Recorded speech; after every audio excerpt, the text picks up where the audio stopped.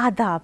मौलाना आज़ाद national Urdu university के निज़ामत फ़ासलाती तालीम के शोबे तारीख़ से मैं डॉक्टर सलमा फ़ारूक़ी आपसे मुखातिब हूँ।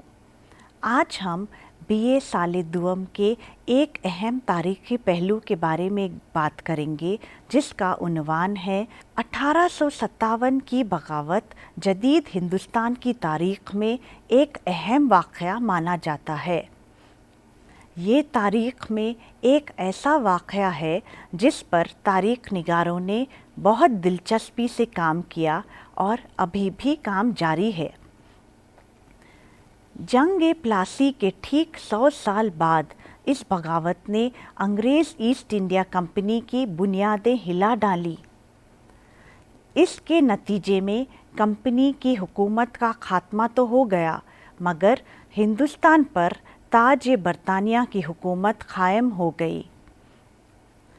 1857 के कुछ साल पहले से ही अंग्रेज़ों ने हिंदुस्तानियों की ज़िंदगी में दखल अंदाज़ी करनी शुरू कर दी थी। अंग्रेज़ हिंदुस्तान में ताजिरों की हैसियत से दाखिल हुए थे। फिर उन्होंने जंग के ज़रिए इलाक़ों को फ़तेह करना शुरू कर दिया, मगर जीते हुए इलाक़ों में नज़्म व नस्क के चलाने में उनको बहुत सारी मुश्किलें पेश आने लगीं।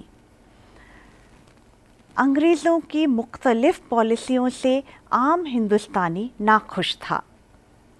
इस वजह से 1857 के पहले हिंदुस्तानियों ने कई बार अंग्रेज़ों के ख़िलाफ़ अपने गुस्से और नफ़रत का इजहार करना चाहा।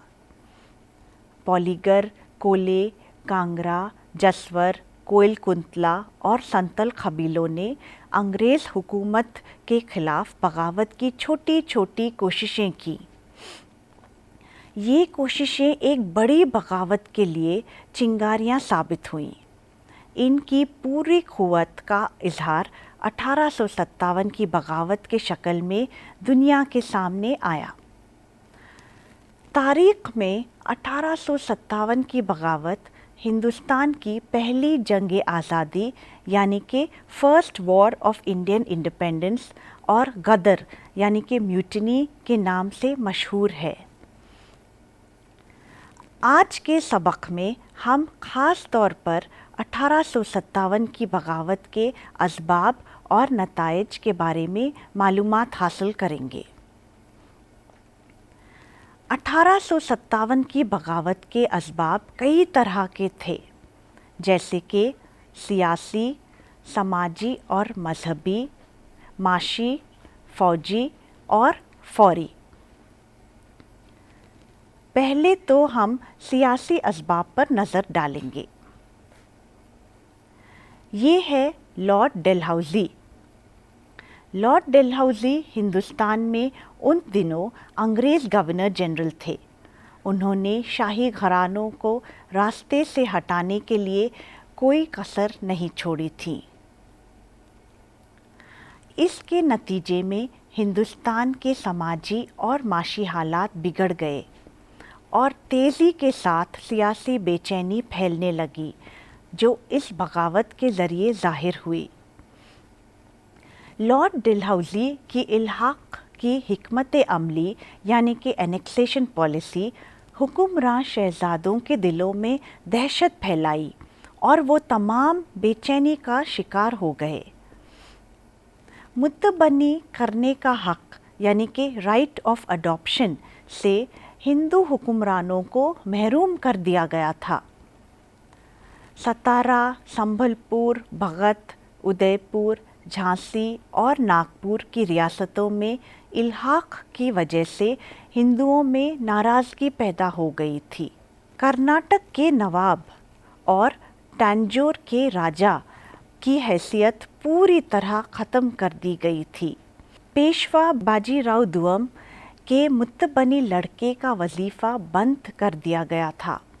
یہ سب دیکھ کر انگریزوں کے وفادار حکمراں بھی اپنے مستقبل کے لیے خطرہ محسوس کرنے لگے اور آئندہ پیڑھیوں کے لیے فکر مند ہونے لگے تھے۔ الحاق کے تعلق سے عام لوگوں کا خیال یہ تھا کہ الحاق ڈلہوزی کی اصول بازگشت پالیسی یعنی کہ ڈاکٹرین آف لیپس کا نتیجہ نہیں ہے، بلکہ یہ ایسٹ انڈیا کمپنی کی تمام اخلاقی اچھائیوں کو ختم کرنے کا نتیجہ ہے۔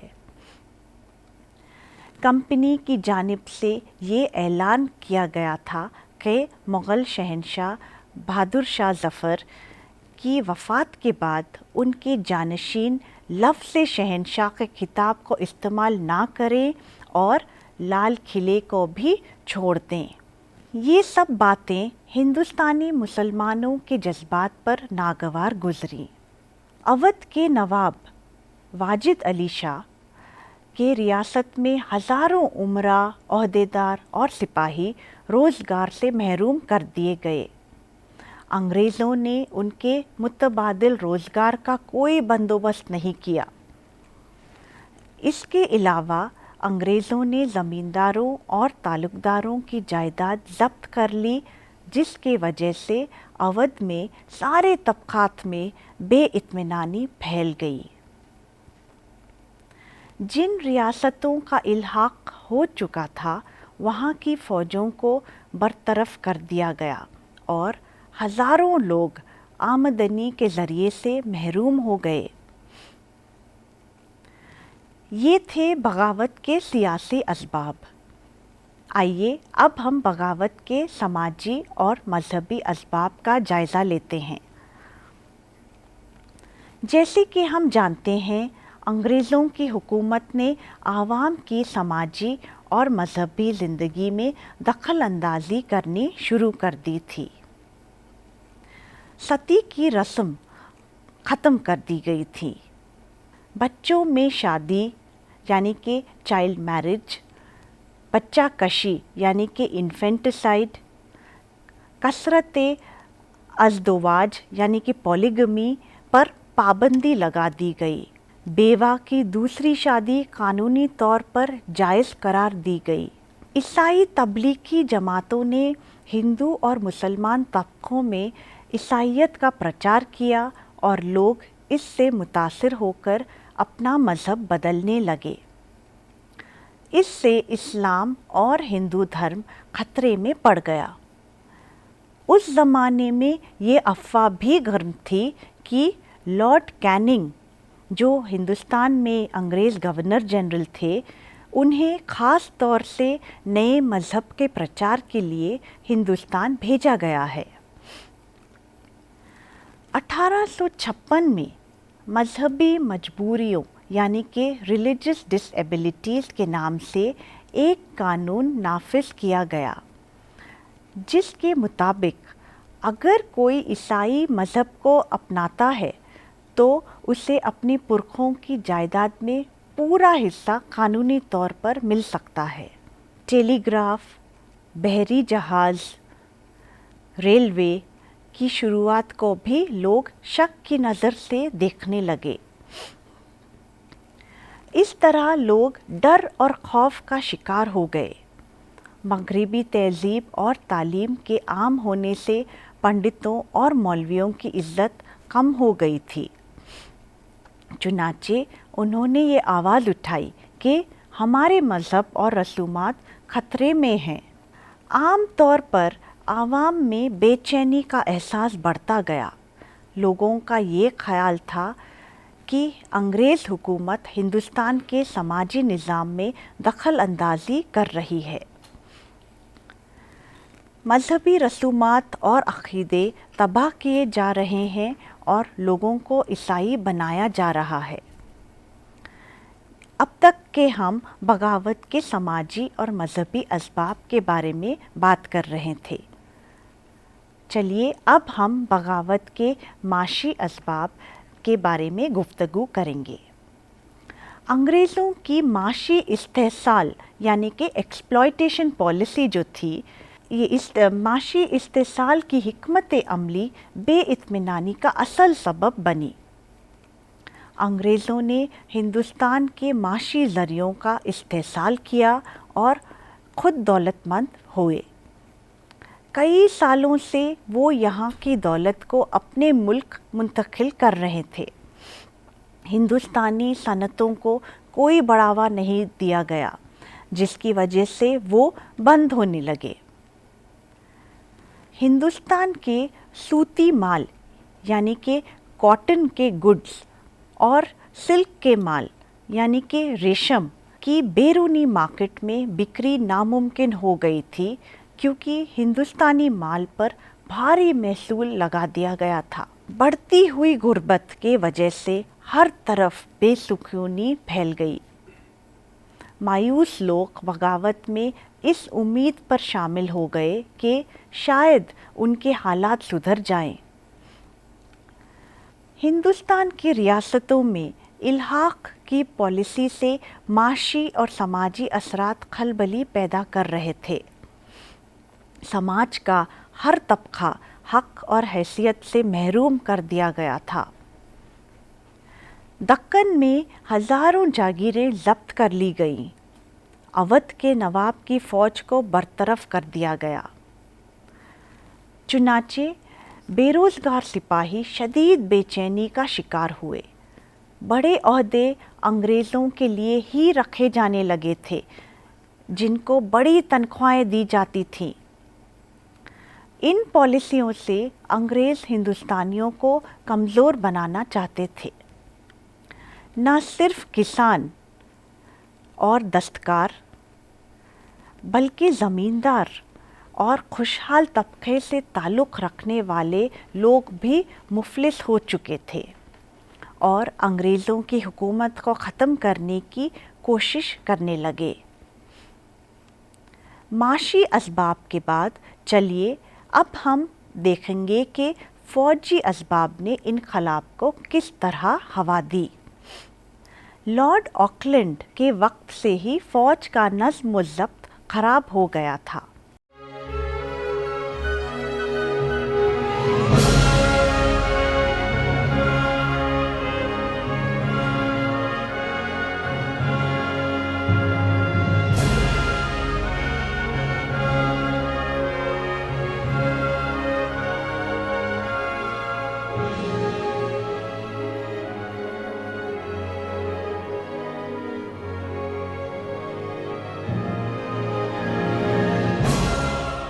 فوج میں شامل تمام ہندوستانی ملازمین اوپر کے درجے سے نیچے کے طبقے تک بدنام ہو گئے تھے۔ یورپین قوم سے تعلق رکھنے والے سولجرز اور ہندوستانی سپاہی کہلائے جاتے تھے۔ ہندوستانی اور یورپین سپاہی میں فرق ہمیشہ تھا، لیکن اب بہت زیادہ بڑھ گیا تھا۔ یہ تصویر ہے ہندوستانی سپاہیوں کی، اور یہ ہے یورپین سولجر کی ایک تصویر۔ 1856 میں ہندوستان فوجی 2 لاکھ سے زیادہ تھے، جبکہ انگریز سولجرز 45,000 سے بھی کم تھے۔ ہندوستانی سپاہیوں اور انگریز سولجرز میں بھائی چارگی کا بالکل احساس نہیں تھا۔ اس کی وجہ یہ تھی کہ ہندوستانی سپاہیوں کو انگریز سولجرز سے کمتر سمجھا جاتا تھا، حالانکہ ہندوستانی سپاہیوں نے ہندوستان میں انگریزی حکومت کے قائم ہونے کے لیے کافی مدد کی تھی۔ ان کو معقول معاوضہ بھی نہیں دیا جاتا تھا۔ ان کی تنخواہیں انگریز سولجر کے مقابلے میں کم تھیں، ترقی کے موقع محدود اور ملازمت بہت سخت۔ کوئی بھی ہندوستانی سپاہی صوبے دار کے عہدے سے آگے نہیں بڑھ پاتا تھا۔ ایسے حالات انگریزوں کے خلاف ہتھیار اٹھانے میں ہندوستانیوں کو مجبور کر دیے۔ یہ تھے انقلاب کے فوجی اسباب۔ اب فوجی اسباب کے بعد آئیے ہم دیکھتے ہیں کہ بغاوت کے فوری اسباب کیا تھے۔ 1857 की बगावत का फौरी सबब चर्बी के कारतूस बने, यानी कि ग्रीस्ड कार्ट्रिजेस। ये तस्वीर है कारतूस की। 1856 में लॉर्ड कैनिंग ने फौजियों को एक नई बंदूक सरबराह की जिसको न्यू एनफील्ड राइफल कहा जाता था, जो उन दिनों इस्तेमाल होती थी। जनवरी 1857 में बंगाल की फ़ौज में ये अफवाह गर्म हुई कि चर्बी के कारतूस में सूअर और गाय की चर्बी इस्तेमाल की गई है। इस खबर से हिंदू और मुसलमान के मजहबी जज्बात मुतासिर हुए और हिंदुस्तानी सिपाहियों ने उन कारतूस के इस्तेमाल से इनकार कर दिया। एक बहादुर हिंदुस्तानी सिपाही जिसका नाम था मंगल पांडे ने एक यूरोपियन ओहदेदार पर हमला किया और उसे मार डाला।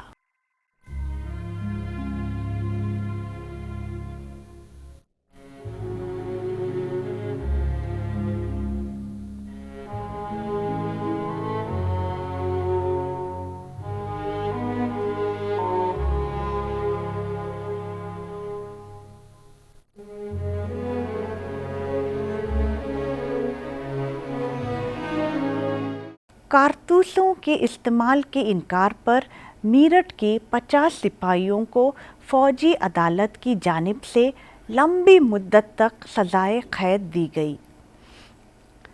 10 मई को सिपाहियों ने अपने ओहदेदारों का कत्ल कर दिया और अपने कैदी साथियों को रिहाई दिलवाई।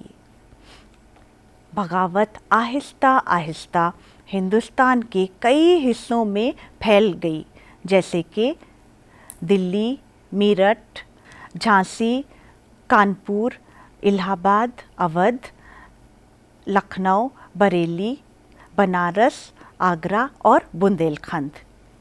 हालांकि बगावत मीरठ में शुरू हुई, हिंदुस्तानी बागी सिपाहियों ने अंग्रेज़ सोल्जर्स को कई जगहों पर मौत के घाट उतार डाला। दिल्ली में बहादुर शाह दुआम को शहंशाह हिंद बनाने का ऐलान कर दिया गया। कानपुर में नाना साहिब की पेशवाई का ऐलान कर दिया गया। तांत्या तोपे नाना साहिब के तरफदार थे और उनसे कांधे से कांधा मिलाकर कानपुर में हिम्मत से लड़ रहे थे। झांसी में रानी लक्ष्मीबाई ने हथियार उठा लिया और अपने बेटे के हक और वतन के लिए अंग्रेज़ों से शानदार मुकाबला किया। इसके बावजूद बागी अपना मकसद हासिल करने में नाकाम रहे। लेकिन क्यों? बगावत की नाकामी के कई असबाब थे, जैसे कि बगावत चंद मकामात की हद तक ही महदूद रही। बम्बई और मद्रास की फ़ौजें अंग्रेज़ों के वफ़ादार रहीं। सिंध, राजस्थान, बंगाल, कश्मीर और पंजाब का एक बड़ा हिस्सा बगावत में शरीक नहीं हुआ। हिंदुस्तानी सिपाहियों के पास बहुत कम बंदूकें थीं। वो ज़्यादातर तलवार और भालों का इस्तेमाल करते थे और क़यादत के पास नज़्म व ज़ब्त नहीं था। चलिए अब हम बगावत के नताइज का जायज़ा लेते हैं। पहले तो 1857 की बगावत से बरतानियाई हुकूमत की बुनियादें हिल गईं। इसके नतीजे में अंग्रेज़ों ने हिंदुस्तान में डिवाइड एंड रूल की हिकमत अमली को अपनाया।